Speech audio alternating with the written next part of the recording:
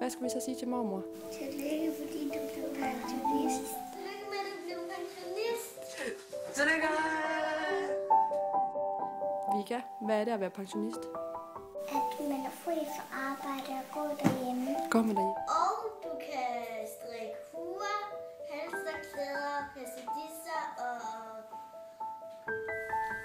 uldtrøjer. Du kan stå sent op i hverdagen, og så hver Så regner vi med, at hver lørdag, så kommer op og bærer nybagte boller til os. Vi glæder os til at få noget mere tid sammen med dig. Så vi kan få en masse varmt kakao og småkager og jul. Og varmt kan også have nogle flødeskum, hvis man vil. Skal vi lige vinke til hende? Kan vi lige vinke til mormor? Hej, hej, mormor. Kan Mars også vinke? Hej, hej, mormor. Tillykke med pensionfarmer.